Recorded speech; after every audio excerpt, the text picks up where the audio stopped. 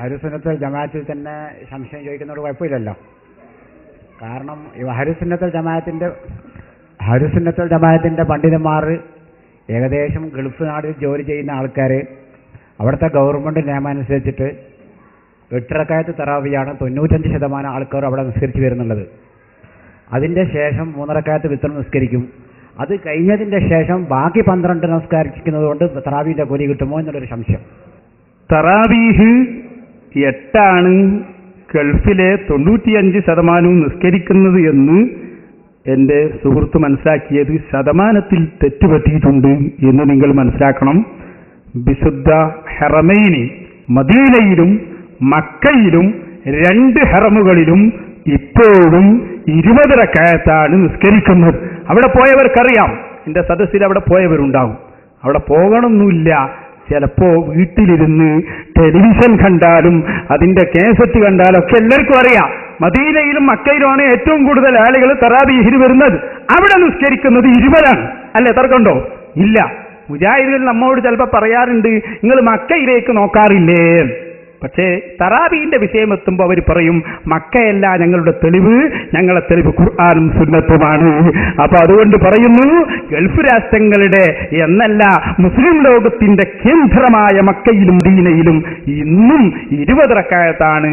അതേ സമയത്ത് ചില മുറി മൗലവിമാർ ഇമാമത്ത് നിൽക്കുന്ന ഏതെങ്കിലും പള്ളികളിൽ 8 നിസ്കരിക്കുന്നുണ്ടാകും.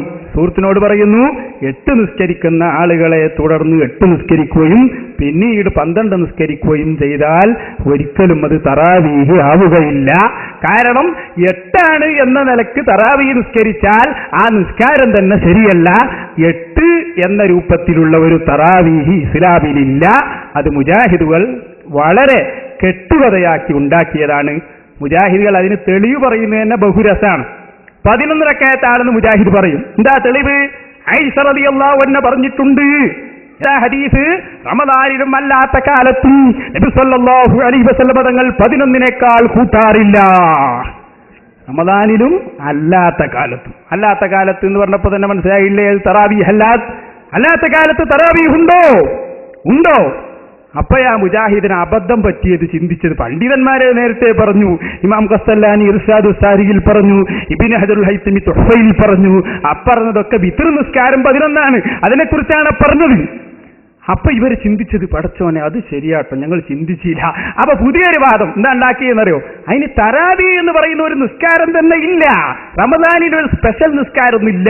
റമദാനിലാവുമ്പോ അതിന് തറാവീഹ് എന്ന് പറയും, ഉറങ്ങി എഴുന്നേറ്റാൽ അതിന് തഹജ്ജുദ് എന്ന് പറയും, ഒറ്റയാക്കി നിസ്കരിച്ചാൽ വിത്ർ എന്ന് പറയും. പണ്ടൊരാൾ പറഞ്ഞു, എന്റെ വിരിപ്പും പോയി, പുതപ്പും പോയി, തുണിയും പോയി.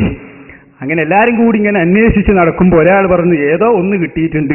അപ്പൊ ഇയാൾ പറഞ്ഞു, ഇന്ന് എല്ലാം കിട്ടി, കാരണം എന്റെ തുണിയും വിരിപ്പും പുതപ്പൊക്കെ ഒന്നെന്നെയാണ് എന്ന് പറഞ്ഞതുപോലെ എരപ്പന്റെ പുതപ്പ് പോലെയാണ് ഇന്ന് മുജാഹിദുകളുടെ തറാവീഹ്. അത് ഇസ്ലാമിന്റെ തറാവീഹ് അല്ലാത്തത് കൊണ്ട് അവരെ തുടർന്ന് നിസ്കരിച്ചാൽ അത് നിസ്കാരമായി പരിഗണിക്കൂല. നിങ്ങൾ ചെയ്യേണ്ടത്, നിങ്ങളുടെ റൂമിൽ സുന്നത്ത് ജമാഅത്തിൽ വിശ്വസിക്കുന്നവർ ഹറമൈനിൽ നിസ്കരിക്കുന്നതൊക്കെ പോലെ 20 സ്വന്തമായി നിസ്കരിക്കണം.